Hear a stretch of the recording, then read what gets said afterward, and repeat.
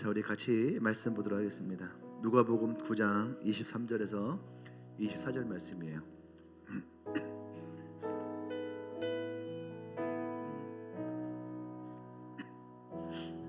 누가복음 9장 23절 24절 말씀 우리 같이 한 목소리로 읽겠습니다. 같이 읽을게요. 시작. 또 무리에게 이르시되 아무든지 나를 따라오려거든 자기를 부인하고 날마다 제 십자가를 지고 나를 딸 것입니다. 누구든지 제 목숨을 구원하고자 하면 잃을 것이요 누구든지 나를 위하여 제 목숨을 잃으면 구원하리라. 아멘. 아멘. 우리 같이 말씀 제목 볼까요? 네. 자, 시작. 제자의 길 복음에 반응하는 삶. 원래 느낌표여야 되는 거 아니에요? 3? 이게 물음표로 갔는데. 네, 괜찮습니다. 네, 여러분에게 묻는 거죠. 여러분들에게 복음에 반응하는 삶을 살고 있냐. 또 우리 PPT 팀에서 또 센스 있게 여러분들의 질문을 던지네요. 뭐 물음표도 뭐 맞는 것 같아요. 오늘 이 말씀이 우리가 2029년도 가서 제자를 삼으라 라고 하는 이 주제에 맞게 우리가 누구나 다 제자의 길, 여러분 우리 모두는 다 예수님의 제자인 줄 믿습니다. 이 제자의 길에 서 있는 우리가 과연 그리스도의 복음에 반응하는 삶을 살고 있는가? 아멘. 오늘 나와 여러분들을 깨우시는 하나님의 음성이 우리 가운데 있기를 원해요. 아멘. 오늘 우리가 읽은 이 누가복음 9장은 우리가 흔히 얘기하는 병행 본문이에요. 다른 곳에도 이 이야기가 있는 거죠. 좀 이렇게 소리가 좀 무겁죠. 하우링이 좀 뜨는데 소리를 조금 저음을 좀 많이 빼주세요.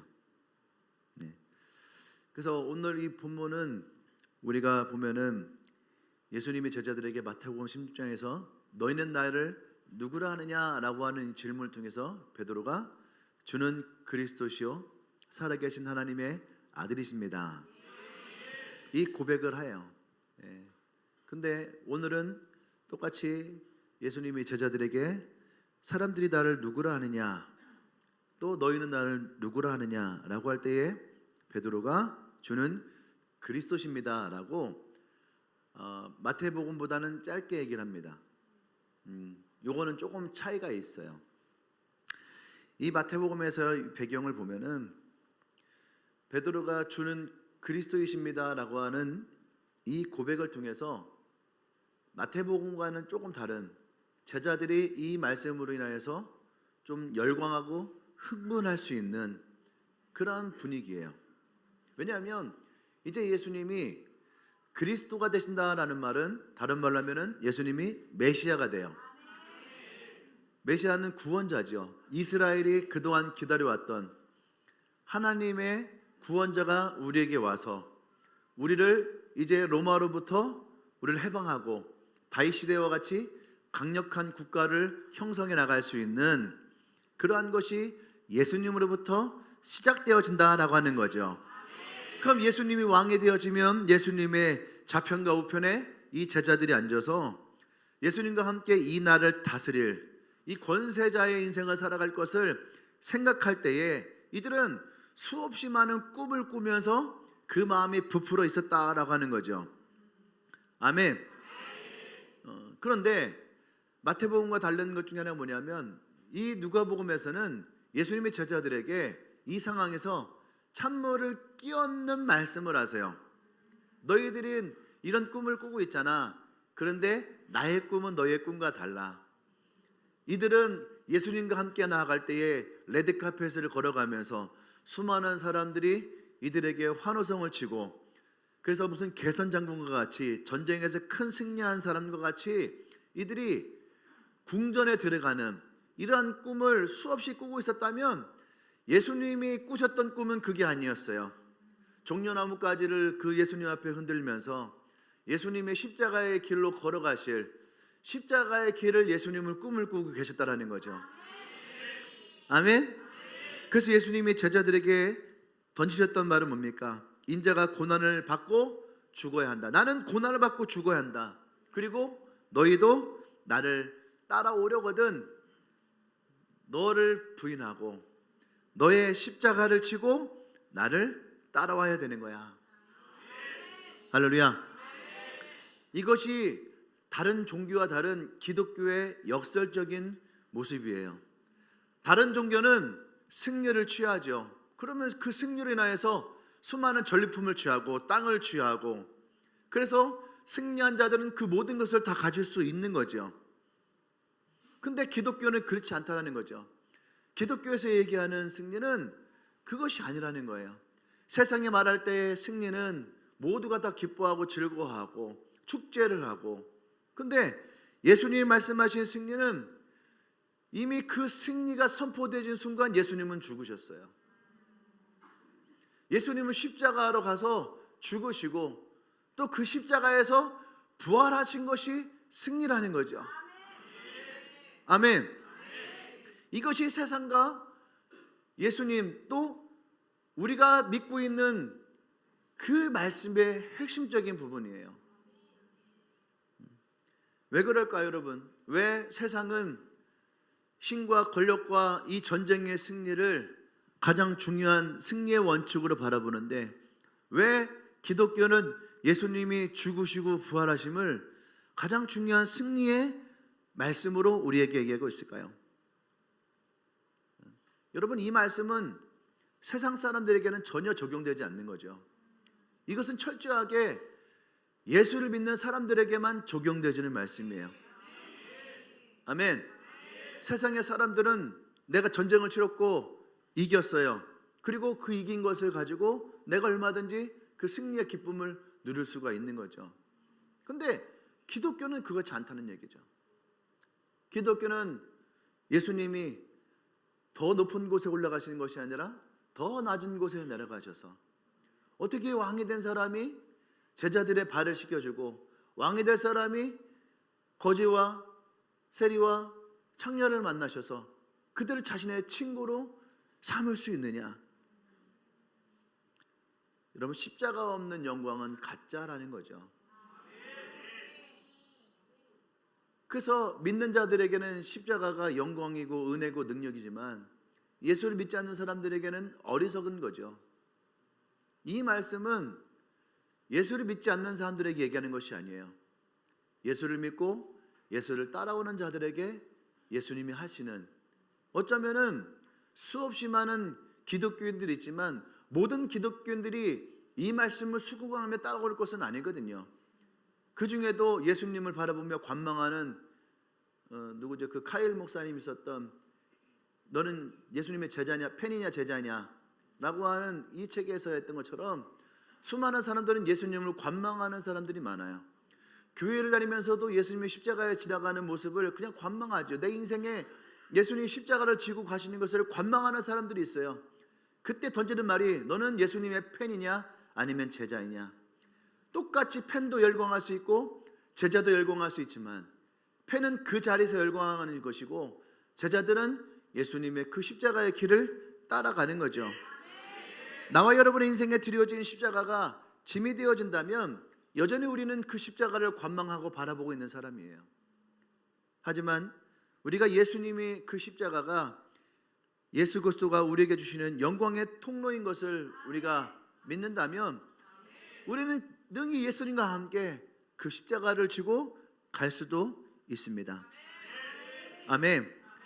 그래서 오늘 예수님은 이 제자들에게 너희가 나의 제자니 그러면 너희가 내가 말하고 있는 이 말을 따라서 너희는 나를 따라왔으면 좋겠어 라고 하는 제자의 길을 걷는 자들에 대해서 예수님은 세 가지의 구체적인 말씀을 제시를 합니다.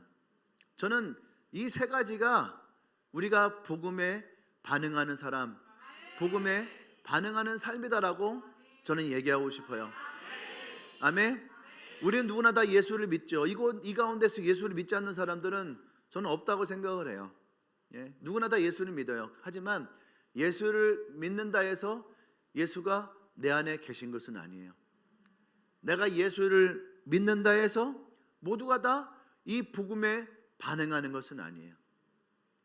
우리가 이 복음에 반응한다라고 하는 것은 정말로 내가 그리스도와 함께 내가 그리스도의 삶을 살아가느냐라고 하는 거죠. 그러니까 예수님이 이 제자들에게 복음에 반응하는 삶이 어떤 것인지를 이들에게 주님은 말씀하시는 거예요. 한번 여러분들이 여러분 안에서 한번 말씀해 보세요. 내가 지금 이 복음에 반응하고 있는가?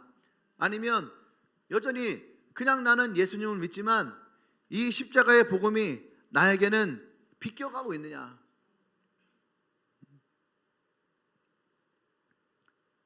여러분, 우리가 제자라면 우리는 이 십자가를 비껴가는 인생을 살아가면 안 돼요.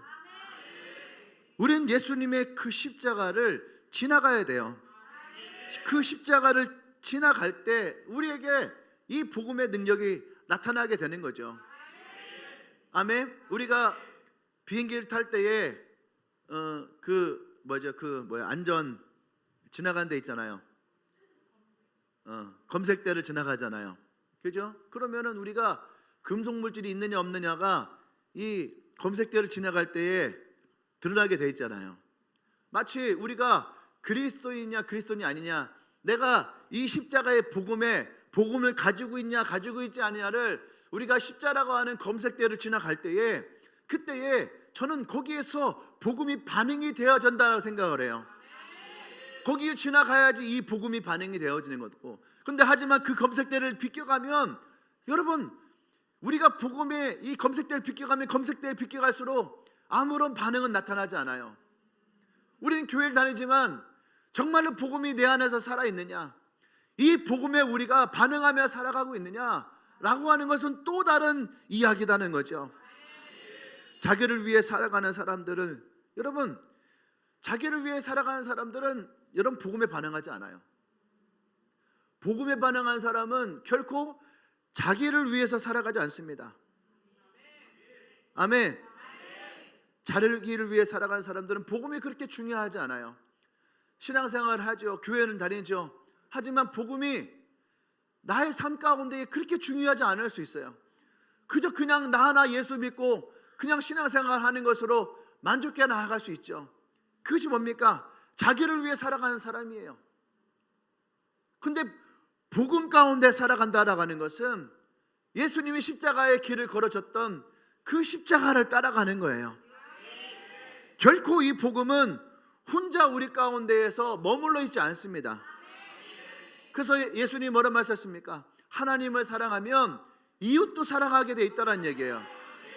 근데 자기만을 위한 복음은 그저 내가 하나님을 사랑하는 것에 만족해요.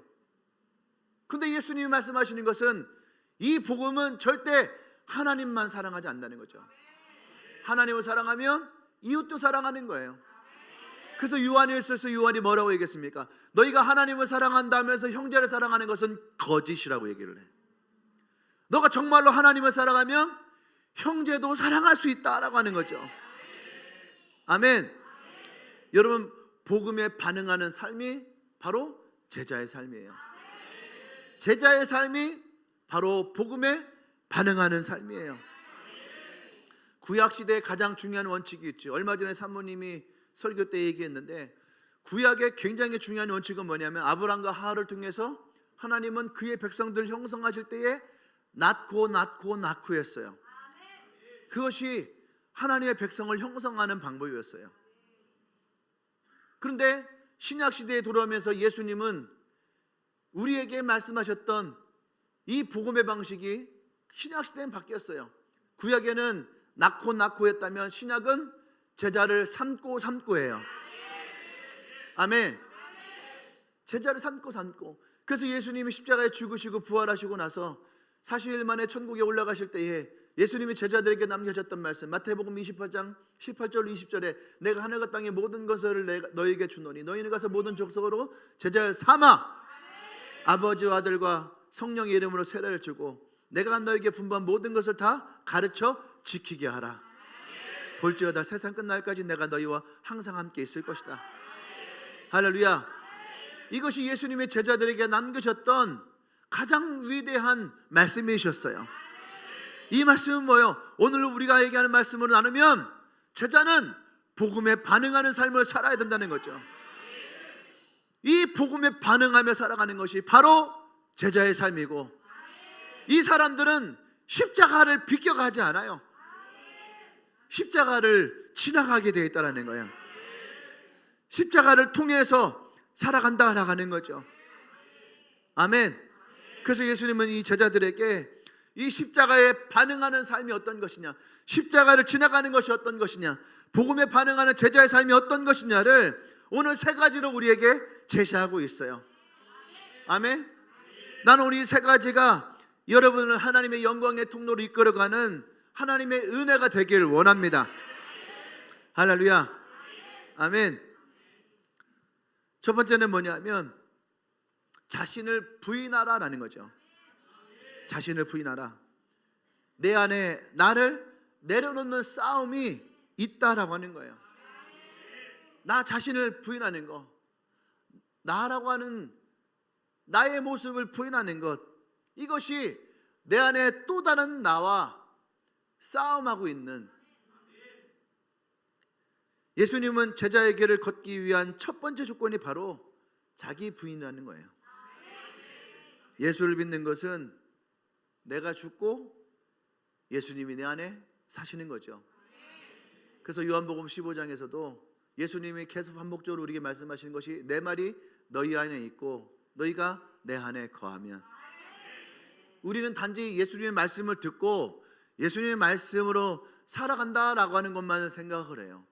하지만 예수님과 예수님의 말씀이 내 안에 살면 내 안에 있는 또 다른 나와 내가 갈등과 싸움은 필연적이라는 거죠.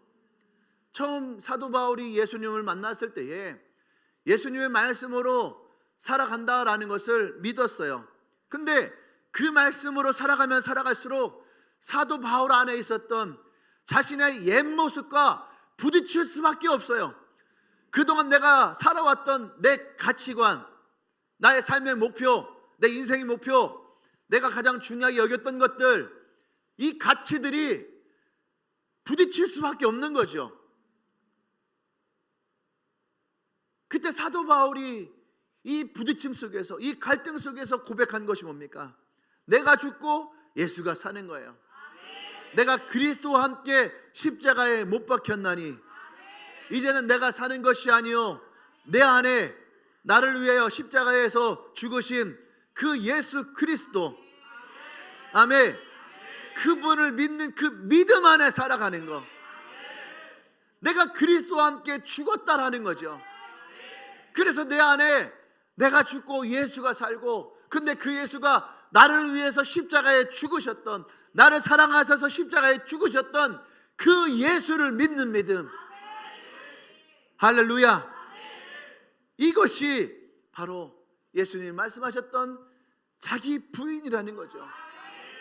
이것은 처절한 자기와의 싸움에서 내가 이기는 것이 아니라 예수 그리스도가 이길 때에, 여러분, 나 자신을 부인한다라는 것은 여러분 내 성격이나 내 재능을 없애라는 뜻이 아니에요.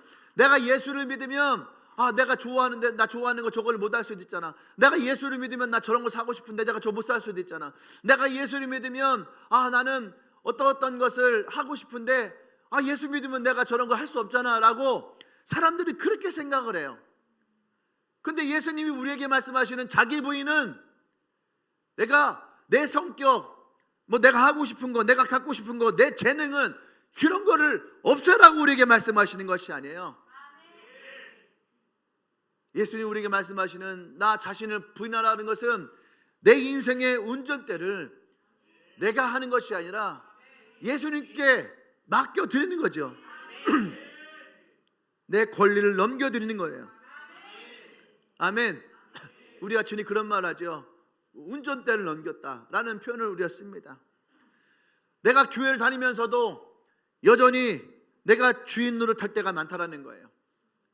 주님이 나의 구원자십니다. 주님이 나의 주인이십니다라고 수없이 수백 번, 수천 번 우리는 고백하지만 순간순간마다, 여러분 매번 아니에요. 순간순간마다 내가 나의 주인이 되고자 할 때가 있어요.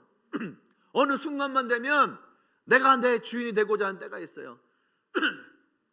은혜 받으면 절대 우리는 내가 주인 되려고 하지 않아요. 은혜 받으면 나의 주인이 예수님이 됐습니다. 그런데 어느 순간, 그 순간마다 예수님이 아닌 내가 주인 되려고 하는 속성이 내 안에서 나와요. 우리는 그것을 옛 모습이라고 하죠. 언제 그렇습니까? 내가 자존심이 상할 때에, 내 감정이 상할 때, 뭔가 내 마음에 고통스러운 생각이 다시 찾아올 때, 그때에 우리는 죽었을 것 같았던 내 자아가 다시 살아나서 비명을 질러요. 그게 살아있는 자아의 비명이에요. 이스라엘이 모세와 함께 애굽을 나왔죠. 그래서 하나님은 아브라함에게 약속하셨던 가나안 땅을 그들에게 허락하시고 그들과 함께 가나안을 향해서 가시고 계셨어요. 근데 그때마다 이 이스라엘 백성들은요, 그들 안에 있었던 옛 모습이 다시 나와요. 그게 뭡니까? 우리가 애굽으로 돌아가는 것이 낫다. 다시 예전으로 돌아가는 것이 낫다라고 하는 거죠.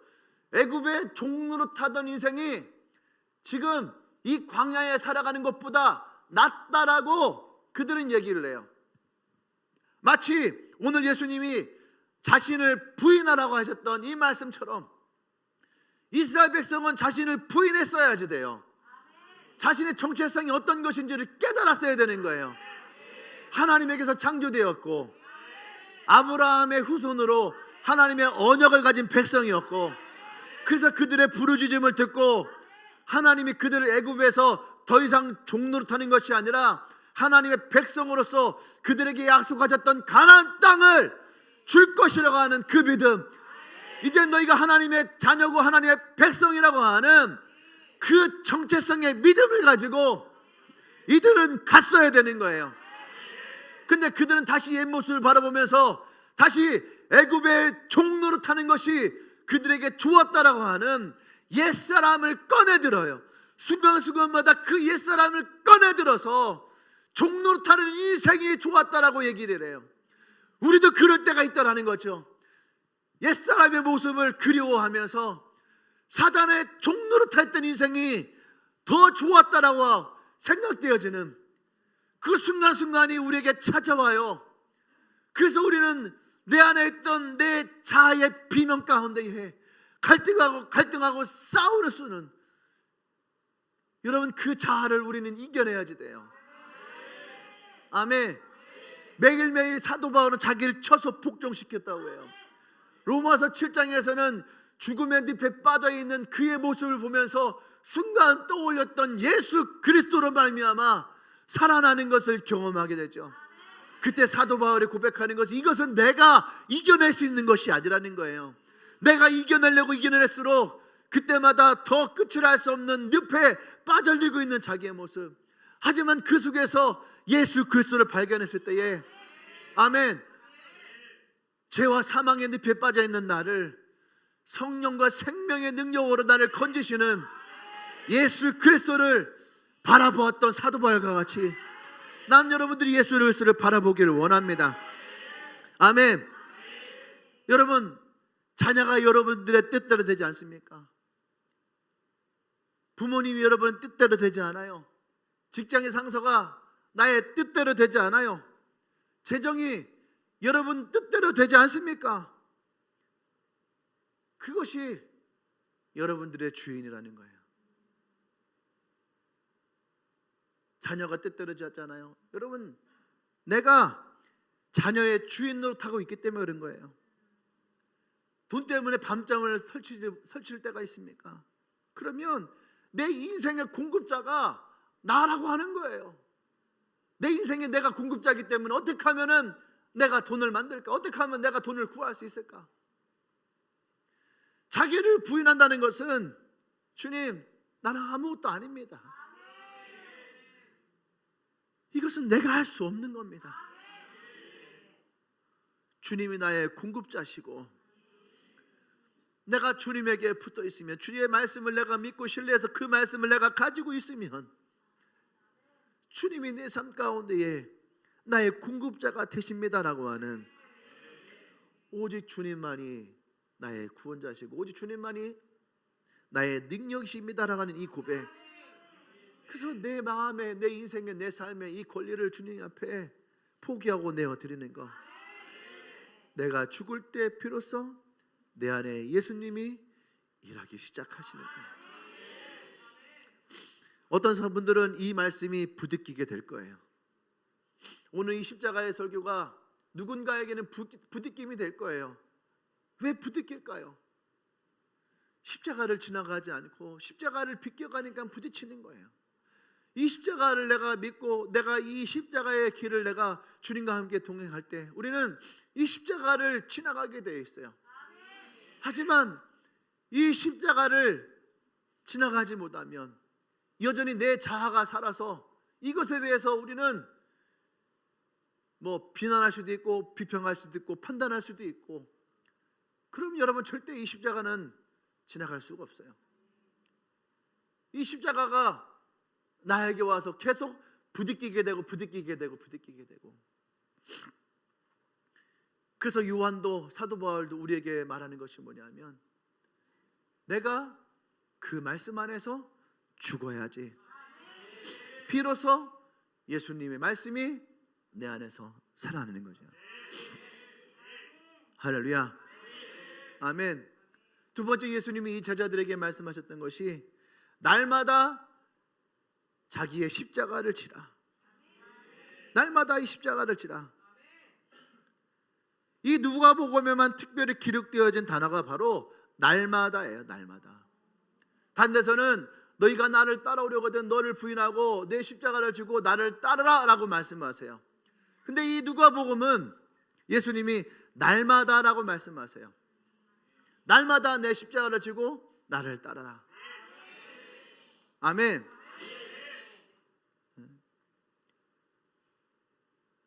온누리교회에 지금 돌아가셨는데 하영조 목사님 한 분이 계셨습니다. 이분은요 7번 간암 수술을 하셨어요. 그리고 매주 3번씩 투석을 받으셨죠. 이분의 소원이 아프리카 또 외국 선교를 가는 거였어요. 그런데 일주일에 3번씩 투석을 해야 되기 때문에 외국을 갈 수가 없는 거예요. 갈 수 있는 곳은 일본 정도, 2시간 정도의 거리니까 일본 정도까지는 가지만 정말 많은 선교지를 가고 싶었는데 자신의 이 약한 육체 때문에 선교지를 갈 수 없는 것을 굉장히 많이 안타까워하셨죠. 근데 이 투석을 받으면서도 마지막 그분이 돌아가시기 몇 달 전부터는 서서 하시기가 힘드니까 앉아서 이분이 설교를 하셨거든요. 근데 저는 이제는 많은 수술을 하셨고 또 어찌 보면은 목사님께서는 이제 자신이 얼마 후에 주님 곁으로 갈 것이라는 것을 알고 계셨기 때문인지 몰라도 저는 그분의 말년 설교가 그렇게 마음에 와닿았어요.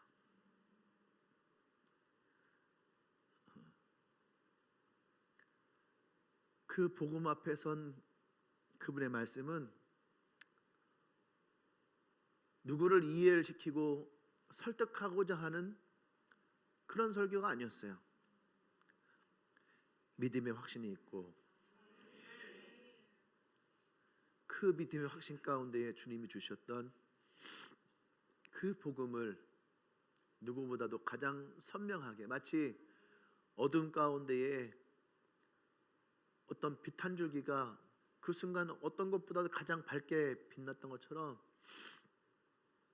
그분의 설교는 마지막 남겨진 자신의 성도들 또 수많은 제자들에게 주시는 복음의 순결함, 복음의 거룩함, 복음의 진리를 얘기하셨거든요. 그래서 오늘 새벽에 그분의 것을 이렇게 찾고 보다가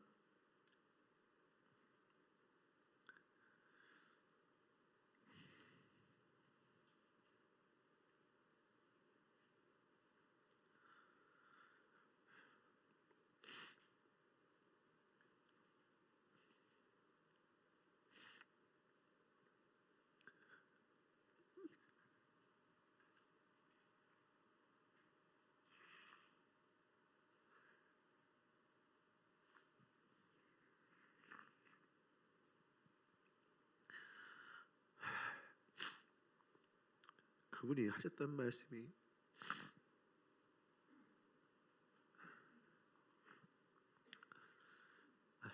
새벽에 많이 울어서 오늘은 안 울을 것 같았는데 제 마음을 많이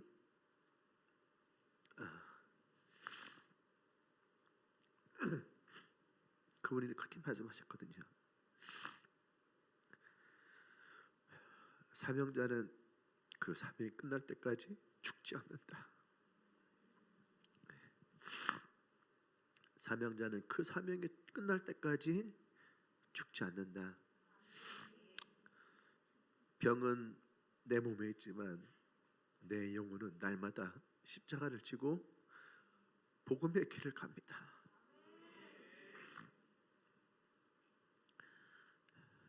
많은 사람들이 목사님의 마지막 때의 사역을 보면서 목사님 이제 좀 쉬셔야죠. 목사님 지금은 쉬시면서 몸을 다시 끌어올리셔야 됩니다. 건강하셔야 됩니다. 라고 얘기할 때 그때 목사님이 하셨던 말씀이에요. 아마 자신의 생명이 얼마 남지 않으셨다라고 하는 것을 자신이 알고 있었는지 모르겠지만 사명자는 그 사명이 끝날 때까지 죽지 않습니다. 병은 내 몸에 있지만 내 영혼은 날마다 십자가를 지고 복음의 길을 갑니다. 오늘 새벽에 이 말씀을 읽으면서 참 많이 울었어요. 나도 사명자라고 생각을 했는데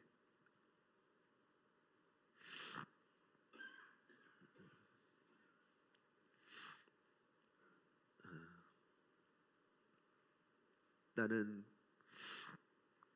내 사명이 죽을 때까지 이 사명을 다 한다라는 생각보다 어떻게 하면 지금 더 잘 살 수 있을까를 더 많이 생각했던 것 같습니다. 근데 이 말씀이 저를 굉장히 많이 쳤어요. 제가 비전 스쿨하면서도 그런 얘기를 했었거든요. 신이 보낸 사람이라고 하는 영화가 한 10년 전쯤에 상영이 됐어요. 김인권 씨가 나왔던 북한에서 예수를 믿는 사람들의 이야기인데 북한에서 탈출을 했다가 다시 예수를 믿고 다시 자신이 살던 마을로 들어가서 복음을 전하다가 나중에 죽는 이야기예요. 제가 그 영화를 보면서 그런 생각을 했거든요. 과연 나는 지옥 같은 곳을 탈출을 해서 예수를 믿으면 내가 다시 지옥에 갈 수 있을까? 그냥 저는 그 자리에서 감사하고 찬양하고 기뻐하고 즐거워하고 다시 들어가고 싶지 않을 것 같아요. 다시 그런 나의 모습을 가지고 나를 필요로 하는 많은 곳에 간증하면서 은혜를 나누면서 살아가는 것이 더 소중하고 귀하다고 여기면서 살아갔을 것 같아요. 근데 그것이 영화지만 왜 저들은 실제로 많은 사람들이 중국에서 예수를 믿고 다시 북한으로 들어갈까 그 고민을 했는데 그 영화의 마지막 장면 미국 기자가 임진강에서 촬영했던 마지막 영상이 나와요. 예수를 믿는 여자분들이 그 사형 틀에 묶여서 마지막 주여 외치면서 그들이 사형을 당하는 모습이 종군기자회에서 촬영이 됐거든요. 근데 그 장면을 가지고 집에 돌아왔는데 그 영화의 장면이 잊혀지지가 않아요. 저에게 던져졌던 질문이, 너도 저 형틀에 묶여 있으면 내가 주님을 위해서 저렇게 죽을 수 있을까? 몇 시간을 생각하고 며칠을 생각해도 저는 죽을 수가 없었어요.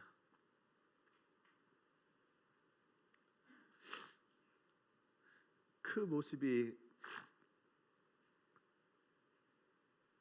내 모습이었고, 얼마 전 비전스쿨 하면서도 또 생각을 했어요. 이제 10년이 흘렀는데 지금쯤은 또 내가 죽을 수 있지 않을까? 근데 여전히 생각을 해도 저는 아직 십자가에서 죽지는 못할 것 같다는 생각이 들었어요. 그리고 오늘 새벽, 모르겠어요. 저를 위로하는 말씀일 수도 있지만 사명자는 그 사명이 끝날 때까지 죽지 않습니다.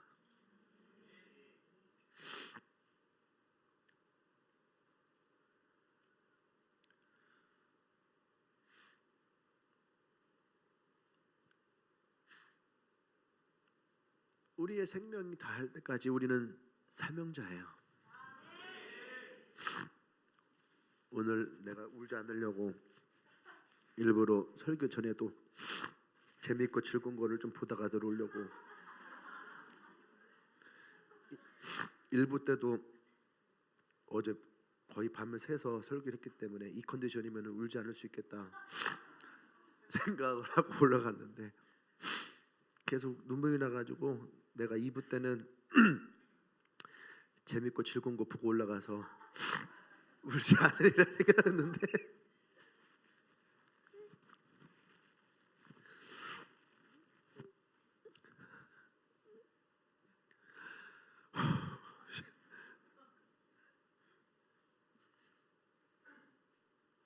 십자가가 그런 것 같아요. 옛날에 무디 목사님이 오늘 짧다고 하시다가 십자가를 봐도 눈물이 나지 않는 모습을 보시며 십자가를 봐도 눈물이 나지 않는 자신의 모습을 울었다라는 말씀을 읽었던 기억이 있는데, 그런 분들은 진짜 사명자일 것 같아요. 나는 아무리 봐도 눈물이 안 났는데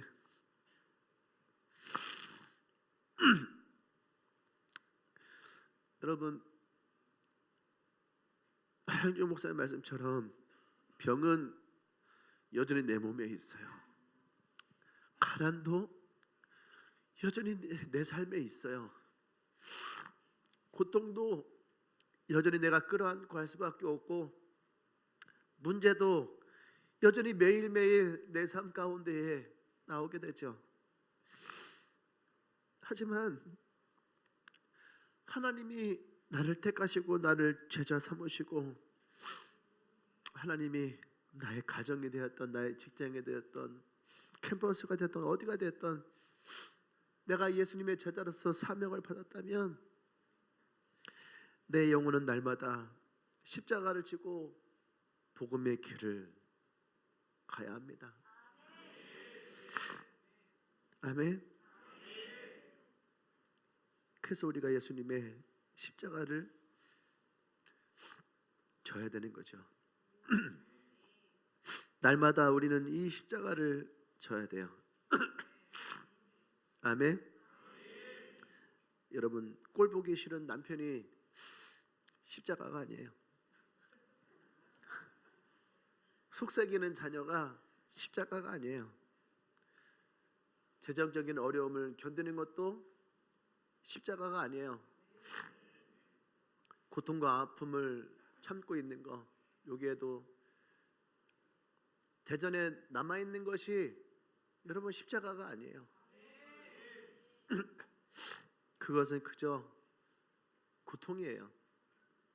고통을 견디는 거지, 아픔을 견디는 거지, 그것이 십자가가 아니에요. 성경이 말하는 십자가는 주님을 위해서, 복음을 위해서 내가 기꺼이 그 아픔을, 그 어려움을, 그 불편함을, 그 고통을 참는 거,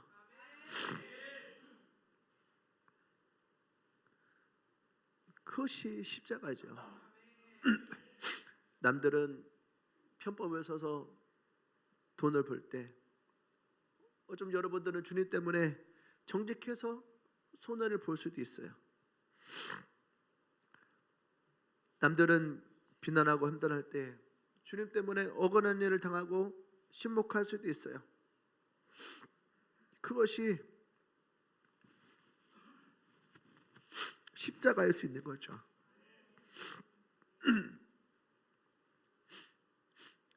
다윗이 악인들의 잘 되는 것을 보면서 힘들어하고 아파하는 모습을 보게 됩니다.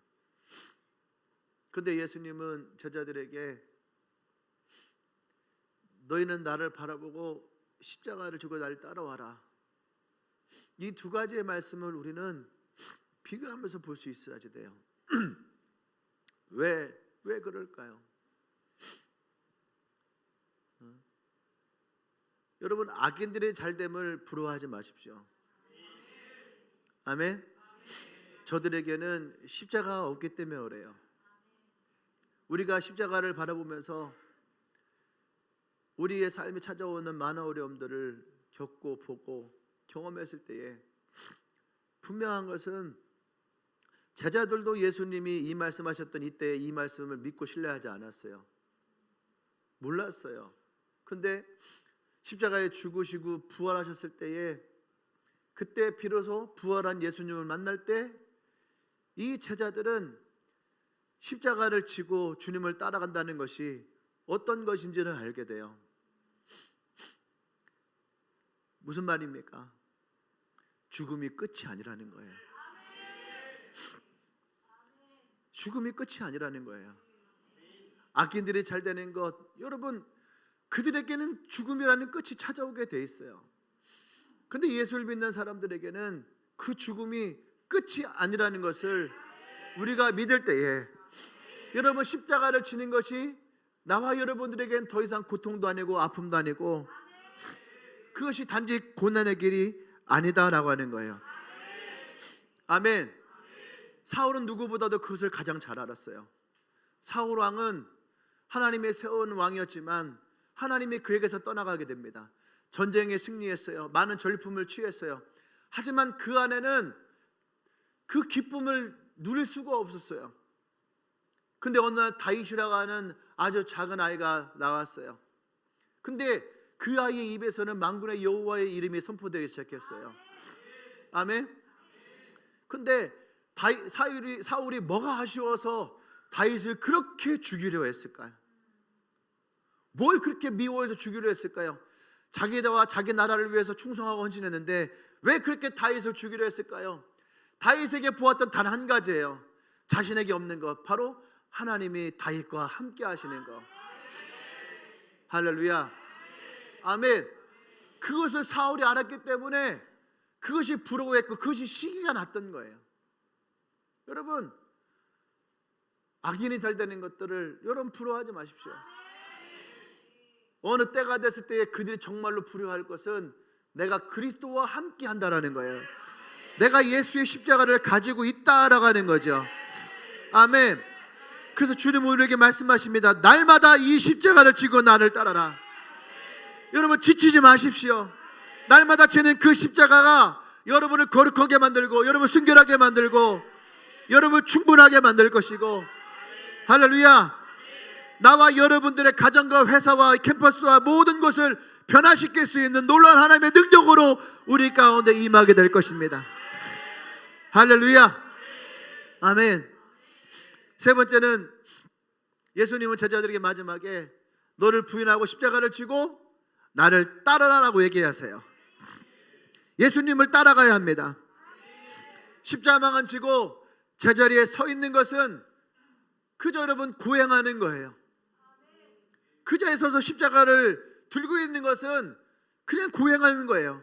십자가를 지는 이유는 주님이 가신 그 길을 나도 따라가야 하기 때문에, 그래서 주님은 우리에게 나를 따르라라고 말씀하시는 거죠.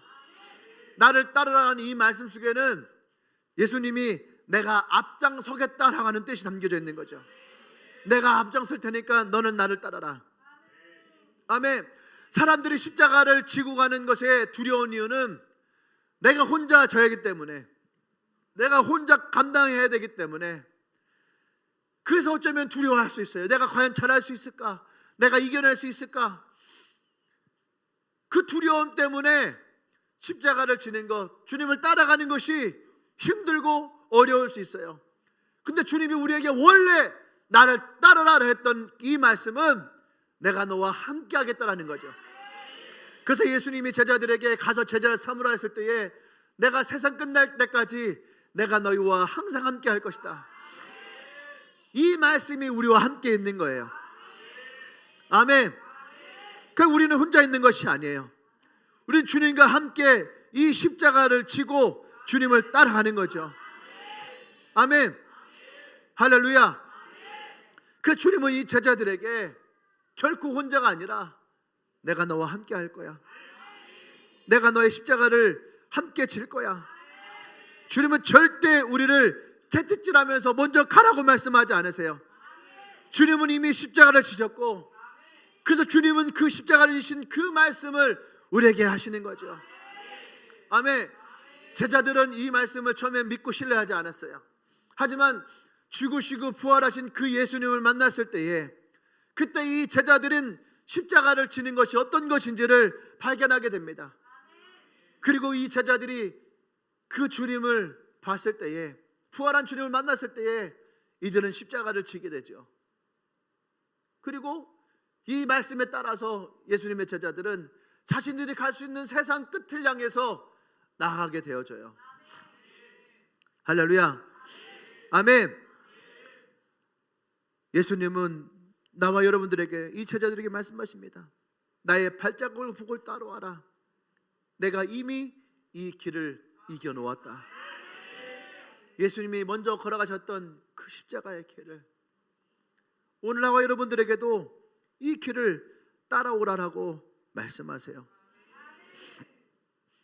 주님을 따른다라고 하는 것을 마태복음 25장에 나오는 달란트 비유를 통해서 주님은 이 제자들의 모습과 태도를 말씀하고 있어요. 주님은 5달란트, 2달란트, 1달란트 그렇게 3명에게 각각에 나눠주셨습니다. 5달란트, 2달란트를 나눠준 사람에게는 착하고 잘하였도다, 착하고 충성된 종아라고 말씀하세요. 근데 여기서 말하는 충성이 무엇이냐? 충성이란 내 계산을 버리는 거예요. 주님의 계산법에 나를 맞추는 거예요. 내가 계산하는 것이 아니라는 거죠. 우리는 수없이 머리를 굴려요. 내가 계산을 해요. 이것이 맞는 것인지 틀린 것인지, 이것이 나에게 유익인지 불이익인지를 우리는 수없이 따지는데 그것은 충성이 아니라는 거예요. 진짜 충성은 계산하지 않아요. 주의 말씀을 따라서 주님이 가라 하시면 가고 멈추라면 멈추고, 주님의 뜻이 있는 곳에 내가 있기를 원하는 거. 아멘. 그래서 우리가 주님을 따라간다라는 이것은 이 길의 상황이 어떠하냐, 내게 남겨진 것이 얼마냐를 이렇게 따지는 것이 아니라는 거죠. 비록 내 십자가가 무거워도, 내가 가는 길이 힘들어도, 내가 손에 든 것이 너무나 작아 보이고, 나를 부르신 주님의 신실하심을 믿고 오늘도 내가 한 걸음 한 걸음 묵묵한 거예요. 매일매일 거울을 볼 때마다 내가 보잘것없는 것 같아도, 내가 가진 능력이 보잘것없는 것 같아도 주의 말씀을 믿고 한 걸음 한 걸음 우리가 묵묵히 발걸음을 내딛는 것, 그것이 충성이에요. 1달란트 받은 사람이 실패했던 이유가 거기에 있는 거예요. 주님을 오해했어요. 내가 보잘것없고 내가 연약하고 내가 실수를 하고 내가 남기지 못하고 내가 잘못했을 때에 그때에 그의 주님을 바라보는 모습이 바로 무서운 분으로, 그래서 그저 그냥 땅에다가 파묻어 버리면 나중에 주인이 돌아왔을 때에 내가 책망은 듣지 않겠다라고 했던 그 생각이 이 한 달란트 받은 사람을 실패로 몰았던 거죠. 하지만 착하고 충성된 종의 마음은 이 주인이 어떤 마음을 가지고 있었는지를 알고 있는 거예요. 주님이 나를 믿고 이 십자가를 맡길 때에 우리는 그 말씀을 믿고 우리는 즉시 충성하고 나갈 수 있어야 돼요. 할렐루야. 주님을 따른다라고 하는 것은 거창한 순교를 우리에게 하라고 명령하시는 것이 아니에요.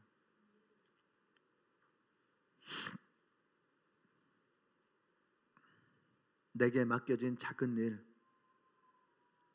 그 일에 우리가 주님의 마음을 가지고 반응하는 거예요. 남들이 알아주지 않아도 주님이 앞서가신 그 길을 우리는 따라가는 거예요. 그래서 주님의 그 발자국에 내 발자국을 포개고 그 주님의 손에 나의 손을 포개고, 주님은 결코 우리의 크고 작음을 말하시지 않아요. 성공과 실패를 말씀하시지 않아요.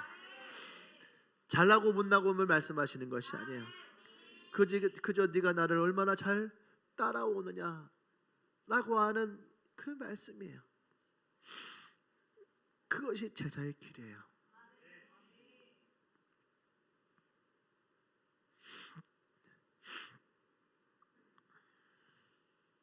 우리는 지난 한 해 동안 주님을 기뻐하는 것이 어떤 것인지를 참 많이 나눴습니다.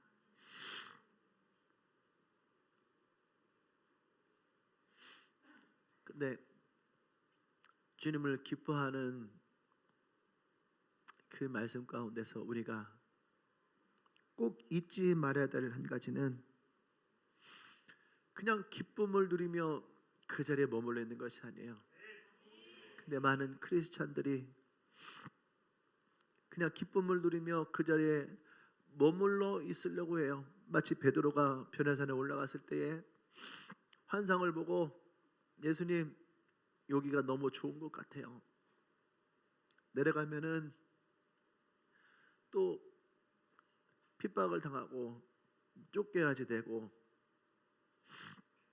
수없이 많은 사람들이 예수님을 죽이려 할 텐데 예수님 우리 그러지 말고 그냥 우리 여기 곳에다가 집 짓고 그냥 우리 여기서 살았으면 좋겠어요. 베드로가 얼마나 그 순간 예수님과 함께하고 싶었는지가 느껴지는 부분이죠. 그건 진실이죠. 기뻐하니까. 근데 예수님은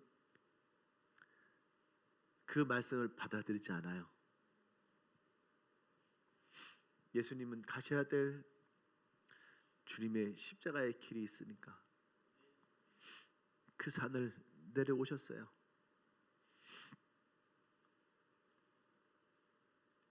근데 우리를 한번 돌아봤으면 좋겠어요. 주님을 기뻐하는 거, 주님을 즐거워하는 거, 그래서 우리가 그렇게 주님을 예배하고 찬양하는 거,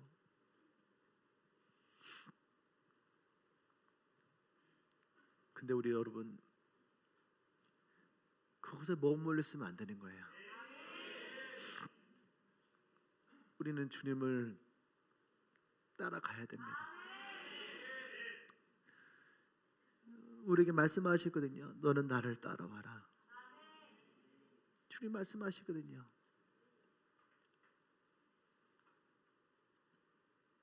우리가 진짜 예수님과의 관계 속에서 주님을 기뻐하는 만큼 그 기쁨을 가지고 예수님을 따라가는 충성된 사람이어야 되는데, 제가 오늘 이 설교를 준비하면서 그냥 내 감정을 드러내고 내 마음에 있던 그냥 나를 향한 이 마음을 지금도 드러내지 않으려고 되게 부단히 노력하는 중이에요.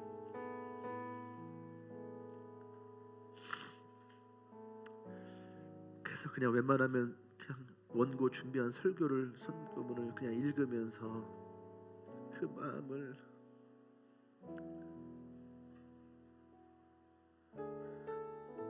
근데 가슴이 아파요.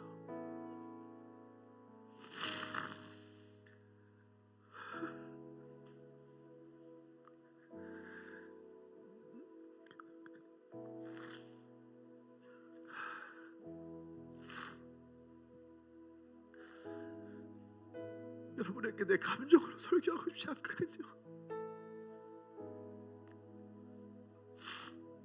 십자가를 지는 거, 예수님의 제자가 되는 거, 복음으로 사랑하는 거, 그냥 말씀으로 여러분들과 나누고 싶은데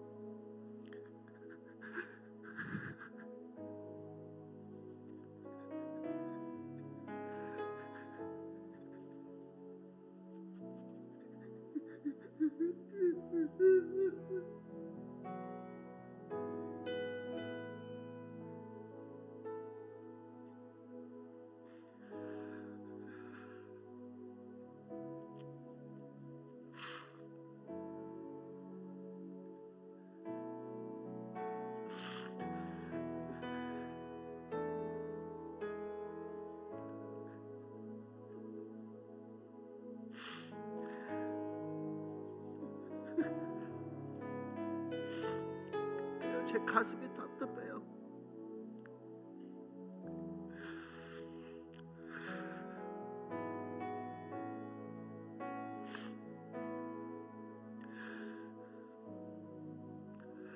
저는 안 그럴 줄 알았거든요. 내가 10년 전에 비전스쿨을 하면서 썼던 내 글들을 보면서 그때는 내가 이 복음에 대해서 이렇게 확신을 가지고, 여러분 고난을 받으세요. 십자가를 지세요. 예수님이 당신의 인생을 책임지실 것이고 당신의 인생은 결코 실패하지 않습니다. 예수를 믿고 따라가는 삶이, 세상은 어리석다 말하지만 그것이 진리고 그리스도를 믿는 사람들에게는 그 길이 가장 축복된 길입니다. 여러분들에게 고난이 있습니까? 고난을 받아들이세요. 이 고난이 여러분들이 주님과 함께 따라가는 믿음의 증거가 될 것입니다 라고 이 말씀들을 그때는 너무나도 확신 있게, 그래서 여러분 십자가를 지라는 말을 너무나도 확신 있게 자신 있게 얘기를 했는데 어느 순간 내가 변했어요. 십자가를 지라는 말을 하지 못하고 죽도록 충성하라는 말을 하지 못하는 내 모습을 보면서 나는 복음에 변질되지 않을 거라 생각했는데 내가 변질됐어요. 그냥 내 성도들이 행복하게 예수를 믿었으면 좋겠고, 이 복음 때문에 여러분들이 고통받지 않았으면 좋겠고 스트레스 받지 않았으면 좋겠고, 나는 내 마음이 오늘 이 말씀을 통해서 변질된 것을 내가, 그래서 가슴이 아파요. 그래서 더 여러분들한테 내가 감정으로 설교하고 싶지 않았는데 마지막까지 잘 왔는데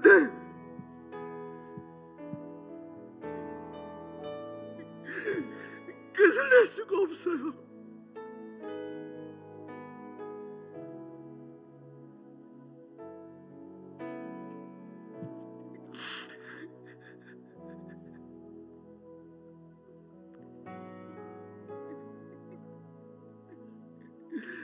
나도 십자가를 지나가야 되는데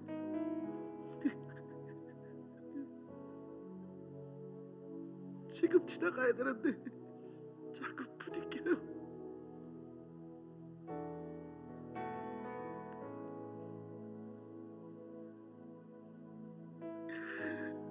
나도 착하고 충성된 종이로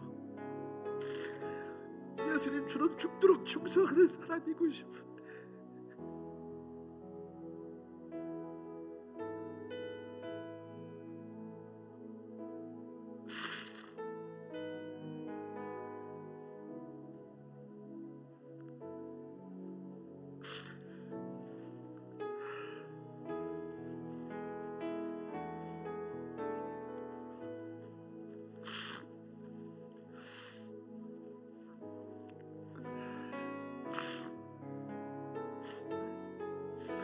여러분 죄송해요. 오늘 오랜만에 오신 분도 계시고 처음 온 분도 계시고 원래 설교 이렇게 하면 안 되거든요.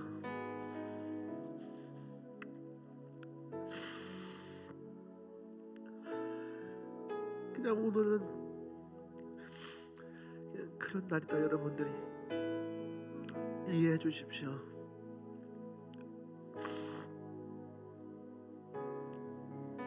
오늘 제 발걸음이 좀 무거워서 그래요.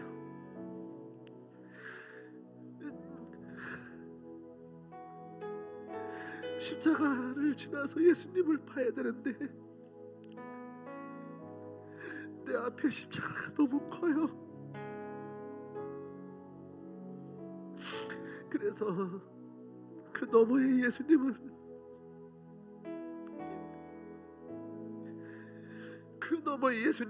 보고 따라가야 되는데 그 십자가가 너무 커서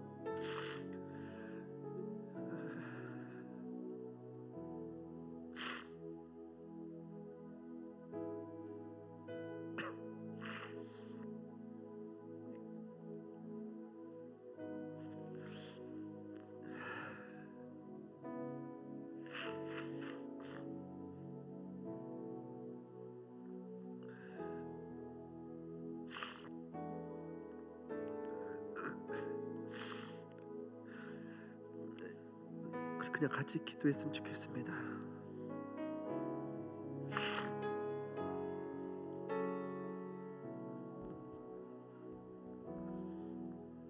다시 한번 말씀드리는데 여러분 죄송해요.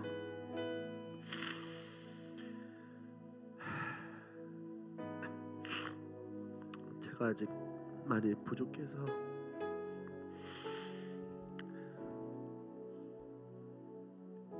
20년을 넘게 설교했는데도 아직도 너무나 많이 부족하고 연약한 것 같습니다.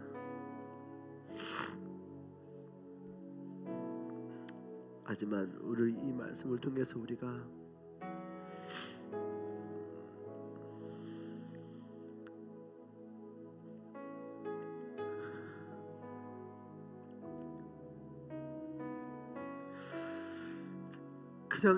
저는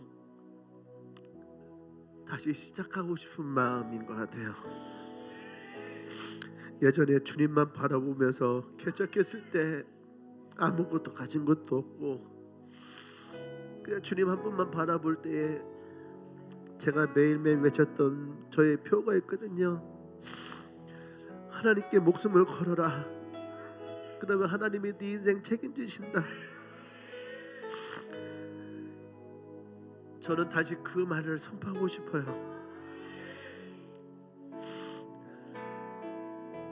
내가 많이 순수하지 못했던 것 같아요. 내가 주인 삼았던 것이 너무 많았던 것 같아요.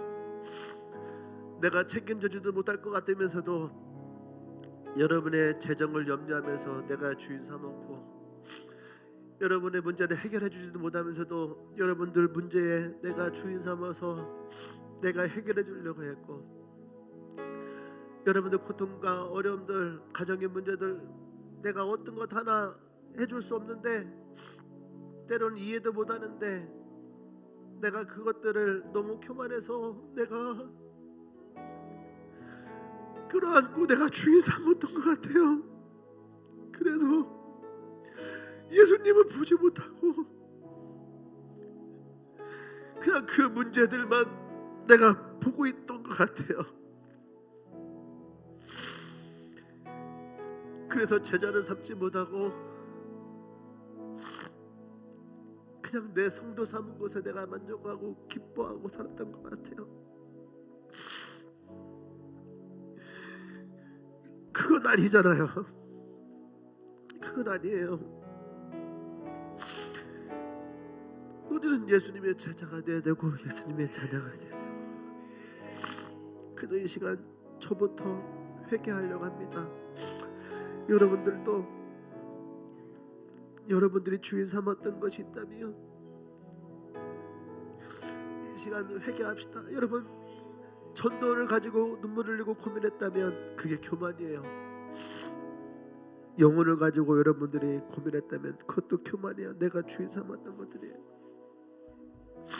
그래서 오늘 그런 모든 우리의 마음들을 여러분 부인할 수 있어야 됩니다. 부인할 수 있어야 돼요. 내가 주인 삼았던 것 회개하고 나를 부인하고 오늘 내가 주님을 따릅니다. 연약하고 보잘것 없지만 한 달란트도 가진 것이 없지만 그래도 주님 바라보고 주님 의지하고 그런 나도 주님 받아주신다면 내가 주님 따르길 원합니다. 오늘 그 마음 가지고 같이 기도하겠습니다. 기도합니다.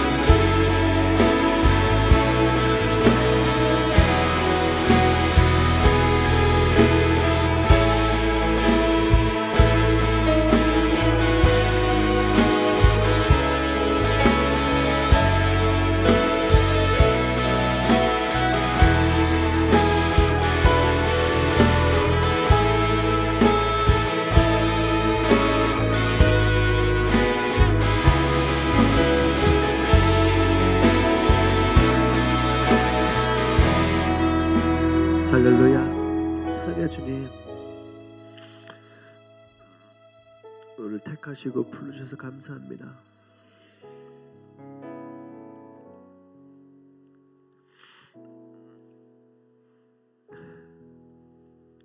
주님, 정말로 주님을 따르기를 원해요.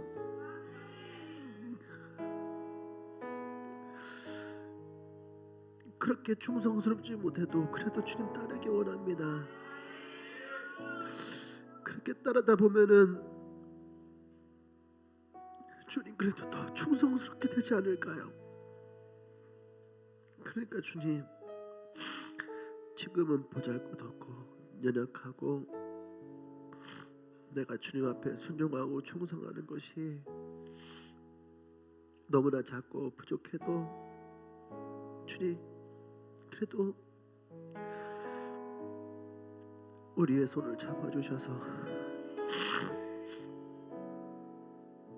주님 말씀하셨던 것처럼 끝까지 우리를 사랑하셔서 우리가 주님 손 놓지 않고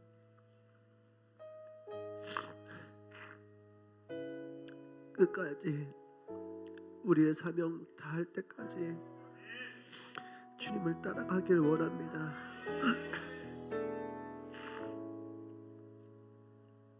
오늘 시간 설교했던 저부터 그리고 우리 사랑하는 주님에게 모든 성도들 주님을 따라가기로, 주님의 제자가 되기로, 나를 부인하고 주님의 십자가를 지기로 고백하는 그 한 사람 한 사람 그들의 삶에 주님 축복하여 주시고 은혜를 부어 주셔서 우리 주님 다시 주님 손 놓지 않고 우리의 사명 다할 때까지 주님을 따라가길 원합니다. 비록 우리에게 문제가 있고 재정에 어려움이 있고 병이 있고 아픔이 있고 가정이 깨어지고 문제가 있고 고난이 있고 고통이 있어도 주님 따라가는 것을 결코 포기하지 않기를 원합니다. 주님 우리와 함께 하셔서 용기도 주세요. 위로도 주시고 때로는 기적도 보여주시고 환상도 보여주셔서 흔들리지 않고 주님 따라갈 수 있도록 주님 도와주세요.